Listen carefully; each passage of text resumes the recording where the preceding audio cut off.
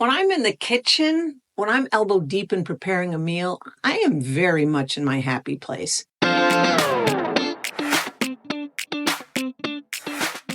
Welcome to episode 9, A Woman's Kitchen, where I take you from my humble beginnings as a master chef and cookbook author to a $1 trillion Delia. What? Is that true? Were you a master chef? Actually, I'm a very good cook, and once I was a master chef, and now I'm a really good cook. And all the women in the show are master cooks as well. We've learned our chops, standing for hours in all styles of kitchens, over boiling water and hot oil to create healthy, great-tasting food. So stay with me. I'm Delia Quigley, and you're listening to Five Body Wisdom interviews with ourselves. One thing I know about you, Delia, is you love being in your kitchen. You know, I do. And when I was putting together the show for A Woman's Kitchen, I knew which woman to ask. I mean, I threw it out to a couple of the gals, but I knew their reaction, and I was right. No, Delia, this one I cannot contribute to. On the other hand, I reached out to some gals who love being in the kitchen, and they were full on. For so many women, you see, the kitchen is more than countertops and cookware. It's where nourishment begins, where stories are passed down through generations, and where love takes the shape of warm soup, rising bread, or a favorite recipe shared with friends. My guests today are women for whom the kitchen is sacred ground. Here they nurture their families, welcome guests, and express their inner wisdom through the rituals of chopping, stirring, seasoning, and serving. These women are not just cooks. These women are medicine makers, memory keepers, and everyday alchemists. So, pour yourself a cup of tea, settle in, and join me for a heartfelt conversation about food, family, and the feminine spirit alive in every kitchen.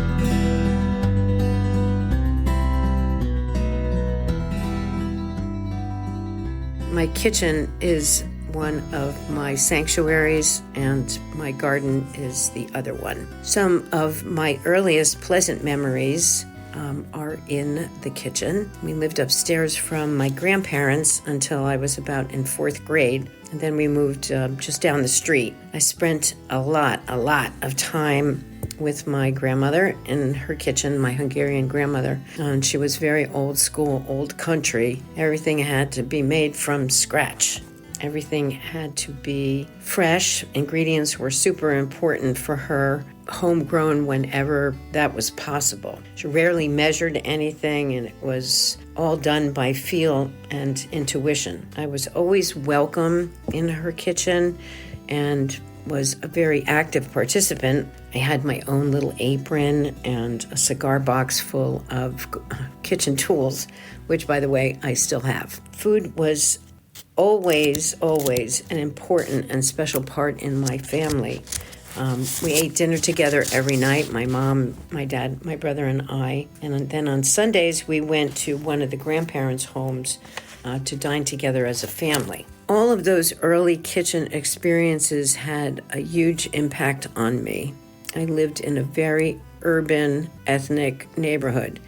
You could walk down the street and smell Italian food and Polish food, Hungarian food, German food, and people invited you over for special meals, or it didn't even have to be special, and, just socializing together. There's a lot of socializing, and it all involved food. Everyone in the neighborhood, well, mostly everybody, had a garden, so you knew the source of the food. It was very apparent. There were fresh tomatoes.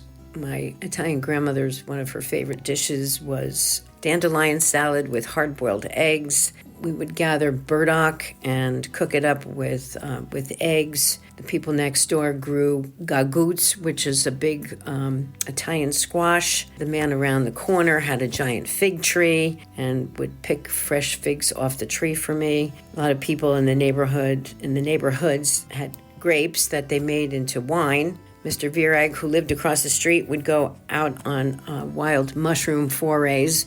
if he ate them and lived through the night, then we got to enjoy them ourselves. My dad was a big fisherman, so there was always fresh fish around. Meat came from local farms. There was actually a butcher shop in the neighborhood. When I was 17, I decided to stop eating meat after listening to a radio broadcast about animal farming.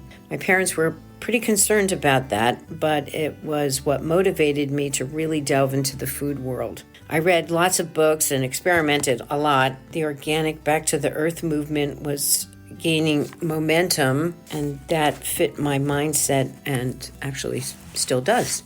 So while all of this stuff was going on in the garden and in my kitchen, I was teaching school. I did that for many years, but eating well was always a big priority for us. I cooked at Genesis Farm when their Earth Literacy programs were in full swing. I contributed to a cookbook there. I ran cooking classes, and I've done a variety of food demonstrations.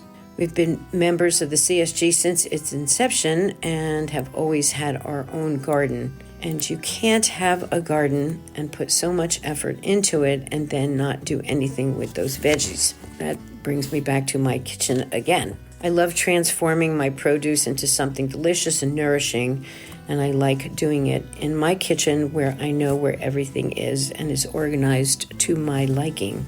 I admit that I can be a bit territorial in my kitchen, but my awareness contributes to me working on it. Over the years, I've experimented with different diets and many types of cuisines. Current favorites that I've been making a lot are Indian and Thai cuisines. My favorite thing to cook are soups because they're so versatile and very forgiving. Baking is probably my least favorite kitchen activity because I feel like it's somewhat restrictive because I have to be really careful and pay attention and measure out all of the ingredients. Plus, there always seems to be like so many dishes to wash afterwards.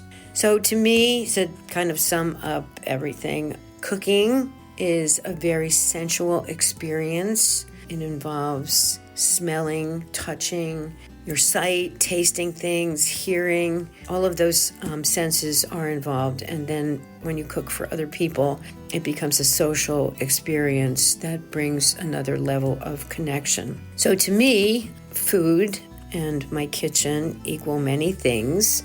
They are love, comfort, warmth, happy times, transformation, memories, good ones, most of the time, medicine, satisfaction, creativity, nourishment, and it all happens in my beautiful kitchen.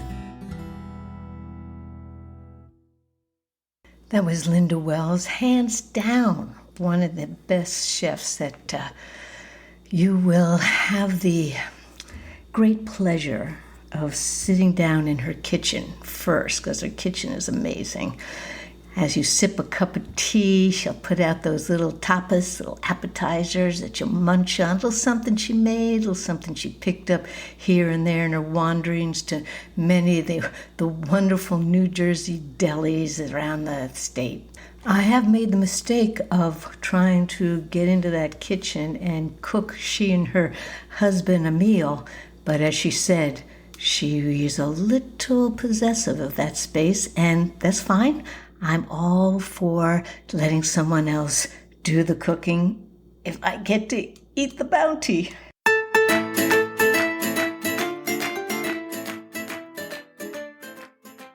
So Delia, is there such a thing as an ideal kitchen? Well, it depends on the individual or on the cook. I've been in $100,000 remodeled kitchens with big wolf stove, marble counters, beautiful cabinets, all the tools you could possibly need. You know, everything perfect, pristine. And yet it was only used to microwave pizza or heat up takeout. That expensive kitchen was built to sell a house, not really for cooking. On the other hand, my friend Cheryl had this tiny kitchen, and I remember going for dinner at her house one night where she created a mole sauce that stopped all conversation at the dinner table. All you heard were the moans and groans of gustatory ecstasy from all of her guests. And if any of you ever watched the old film Babette's Feast, then you know what I'm talking about. It's not the size of the kitchen, but the imagination and the skills of the chef. When I'm in the kitchen, when I'm elbow deep in preparing a meal, I am very much in my happy place. I know it sounds cliche, but the kitchen is where I can get into the flow of things. Have you ever felt that? You know, the feeling when you push the toaster knob down just at the right time for the scrambled eggs to cook and twist open a perfectly ripe avocado, and the coffee maker makes its final gurgles of the morning brew. You know, it's effortless, it's easy, everything's just in sync and in time. I try to be aware of those moments when I'm being mindful without even knowing I'm being mindful, you know? I'm calm, I'm happy, content, because, hey, there have been those times when the opposite happens. I'm not in sync. I burn the toast. The veggies I'm cutting keep rolling onto the floor. I nick myself with a knife. Geez, definitely not in the flow. And that usually happens when I'm in some preoccupied state of frustration or worry or something. I've learned to take a step back and get myself centered when that happens. Shift your mental state, Paul. I learned that lesson years ago when I was making dinner for my family. My two boys were really young at the time. I was hands-on with the food and angry. I can't remember what I was angry about. It was a time when I bottled up my emotions and just stewed on them, apparently, right? But I was pissed, and I caught myself in this state as my hands were literally in the bowl of ingredients mixing away. I stepped back and I thought, I cannot put this negative energy into the food that my boys will eat. So I went outside, I took some breaths, I took in the trees and plants and managed to shift my mood to a more neutral place, at least, so I could nourish my family instead of poison them. I know that sounds a little dramatic, but I truly believe that since we're all just energy, we need to be aware of what we're broadcasting into our food, into our bodies, and into others. And really, what's true for me is most of the time when I head to the kitchen, tie on my apron and pick up my knife, I get in that happy place and into that state of flow as I snap those pole beans while the water comes to a boil. I know I'm putting that positive, calm energy into my meal that will ultimately nourish myself. I just love that.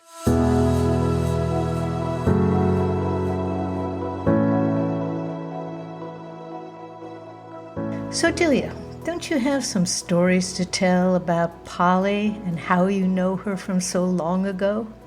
Yeah, you're right. I should definitely tell the story.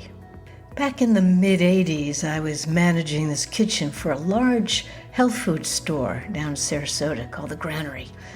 And one day in walks this beautiful young wild-haired woman who said that she could boil water and wanted the job to assist me in the kitchen. Her name was Polly Pitchford. You just heard from her. And I hired her right away. She's probably one of the funniest women that you'll ever meet. She has since gone on to become a motivational speaker for health and wellness, teaching people how to stay fit, how to become and stay healthy. We started cooking together, and it became a loud, boisterous, laugh-filled kitchen. We even had an early morning little cable TV show called The Granary Gourmet, which gained a following with the local gay community because we tended to get a little outrageous in the dishes that we would create and show on our cooking show. We eventually started a business preparing and delivering home-cooked food. We had studied macrobiotics together in Miami and learned to really cook with the energetics of food, the science of food. We studied with Michio Kushi and Avalon Kushi, Bill Tara, and all the other great teachers who are changing the entire dynamic of healing with whole foods. I can't tell you how much I appreciate all those people just doing what they could for those who were suffering. The kitchens we learned in were filled with good people, imbuing the food with love and positive energy. Okay, Delia, but now, didn't you and Polly write 2 cookbooks together? Yeah, it's true. It's amazing how much we managed to get done in that short period of time, but we did. We followed all that cooking and studying up with 2 cookbooks. The first one was Starting Over, Learning to Cook with Natural Foods. And the second was Cooking Healthy with One Foot Out the Door, Quick Meals for Fast Times. If you're going to spend time with someone in the kitchen, make sure it's someone who loves to cook as much as you do, someone who has an easy laugh. Thanks, Polly, for those days.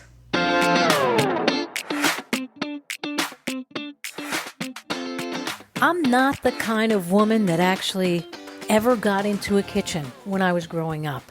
I grew up in a standard American 2-parent working home and literally grew up on TV dinners and la choy Chinese food. Getting into the kitchen wasn't a fun idea for me. It didn't happen. It actually didn't happen until I got sick.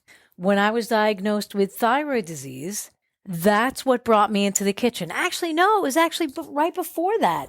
When my mom was diagnosed with cancer, that was probably the first time that I got into the kitchen. We were studying macrobiotics. My dad had learned about this funky way to eat that was all the rage back in the 80s that was helping people with cancer. So that was my first step into the kitchen. And today, I can't imagine my life outside the kitchen, meaning I get out of the kitchen, but I really love getting in the kitchen because in the kitchen is where the magic happens. In the kitchen, I'm in control. I'm in control of the quality of the food that I purchase. I'm in control of how I cook it.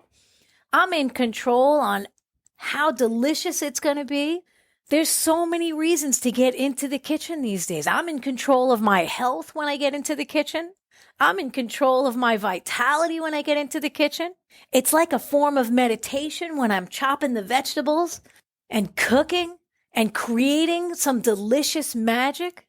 So today I can honestly say that I love getting into the kitchen. It's not a problem for me where, like I said, when I grew up, it was a foreign place.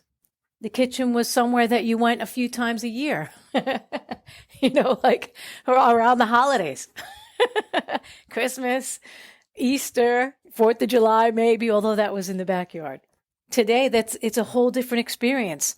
And funnily enough, my husband, he doesn't enjoy getting into the kitchen as much as I do. And often he'll say, oh, we should go out to eat tonight, or I don't want to cook. I'm not in the mood, or I'm too tired, or I'm grouchy, men. And I'm like, no, we got all this great food. Let's just get in there and chop it up and cook it up and make it delicious. And trust me, when you're sitting down to the meal, you'll be like, yes, this is exactly what I needed.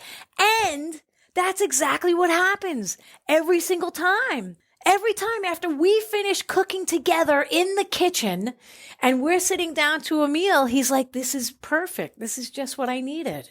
Right? It's homemade. It's prepared with great ingredients. It's infused with love and good vibes. Like I said, the kitchen is a magical place. It's a magical place to create health, relationships, vitality. Oh gosh, don't get me started. I love the kitchen. I love creating in the kitchen. I love being in the kitchen. I love working in the kitchen. I love the kitchen. The only thing I don't love is cleaning the kitchen, but that can be a form of meditation as well, right? Doing the dishes. Wipe on, wipe off, wipe on, wipe off. Get into the kitchen. Your body, mind, and spirit will love you for it.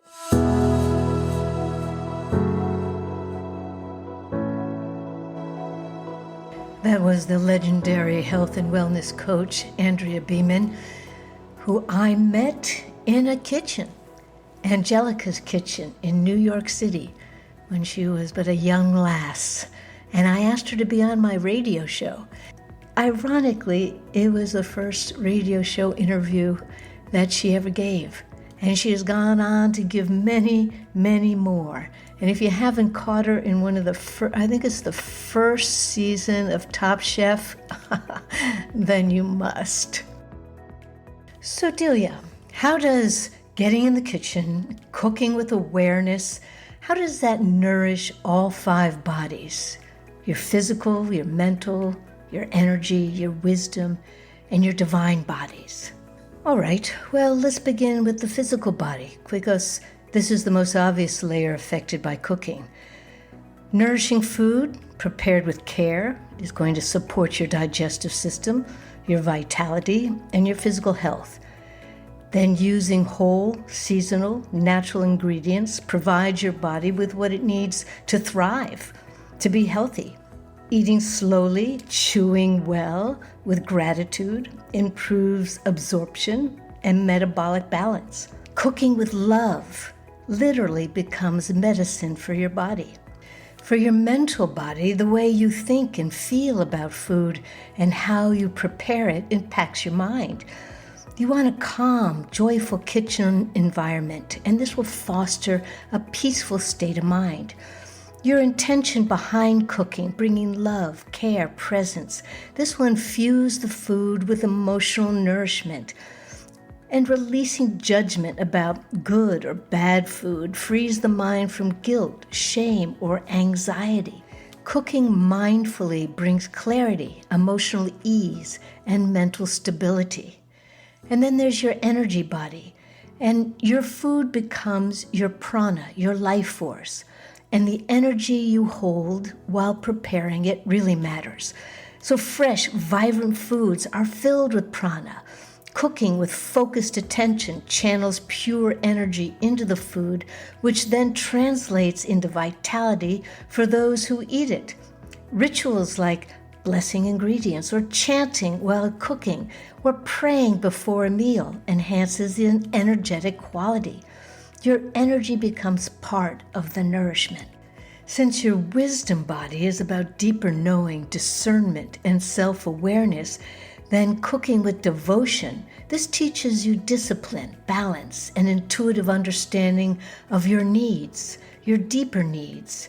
You begin to notice how certain foods affect your clarity, your mood, and the insights you have. Preparing food becomes a practice in attunement to nature, to your body, and literally to your soul. You're not cooking just to eat. You're cooking to learn to listen to what your body-mind really needs. And as for your divine body, the innermost layer, that seat of joy, peace, and connection to the sacred, cooking becomes a devotional act. It transcends routine and becomes a form of prayer or meditation. Sharing meals becomes an offering, a communion of love and spirit, whether you're sharing it with friends or you're making meals every day for your family. In such presence, you taste the divine, in the flavors, in the silence, in the nourishment. Cooking this way becomes a gateway to bliss and unity. When you go into the kitchen and prepare food with all 5 bodies in mind, you transform a daily act into a spiritual practice. You're not just preparing a meal, you're feeding the whole self and those you love. The kitchen becomes a temple, the food an offering, and the process a path to wholeness.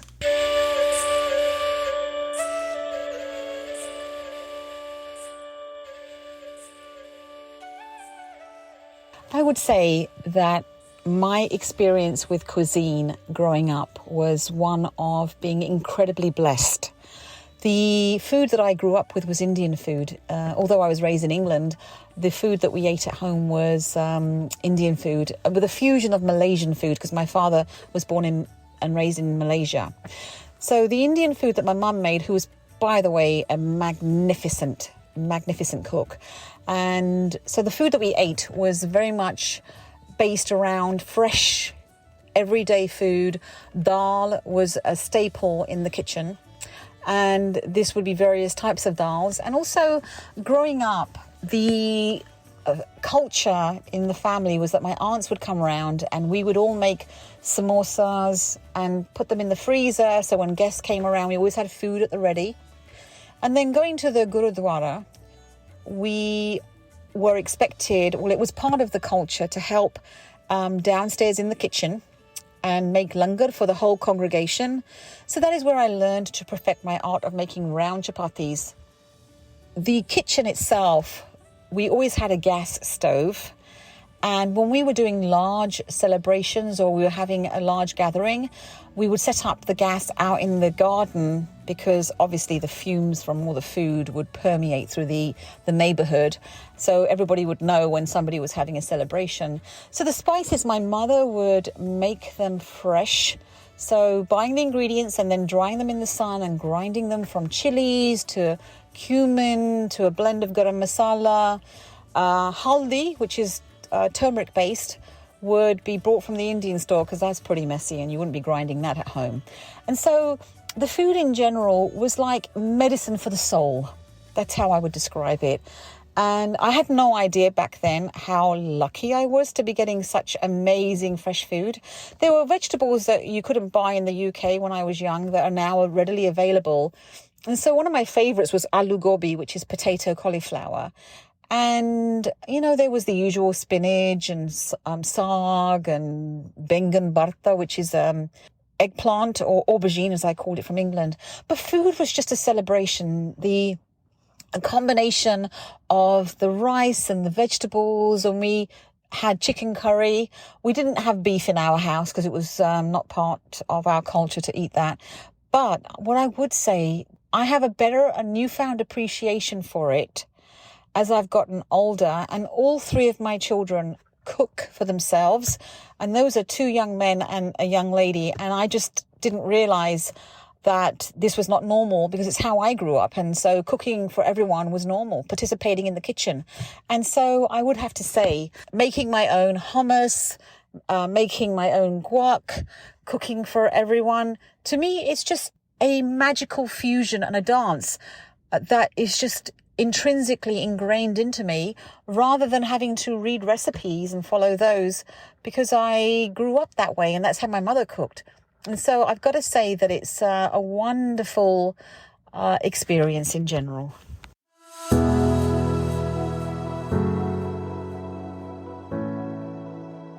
So Delia, any final words for your listeners? Well, you know, I could go on and on with this show, and I'm thinking, and you hear it here first, that I might do an extra show just on cooking and food and being in the kitchen, because I love it so much, and I know I could get a lot of really good cooks talking about food and their favorite recipes. So look for that coming up. And I have a little quote from my sister, Marianne, again, who is a graduate of the Culinary Institute of America. She became a baker. And she says, I think whether you like to cook or bake, it's all about the creative process. And the kitchen is kind of like an artist studio where you create your work of art. And I would like to add to that in a woman's kitchen, her creative tools are whole, nutritious foods, her intuition, sometimes a good recipe, but all her senses, taste, smell, touch, sight, and even the sound of the food cooking.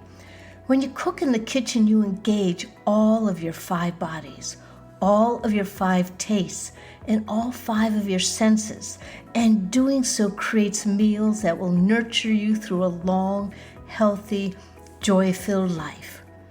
Anyway, that's what I would wish for you. And you know, the magic happens in the one room every house and apartment automatically comes with. Yep, the kitchen. I want to thank my guests, Linda Wells, Polly Pitchford, Andrea Beeman, and Colda Brow for again contributing their wisdom and their insights.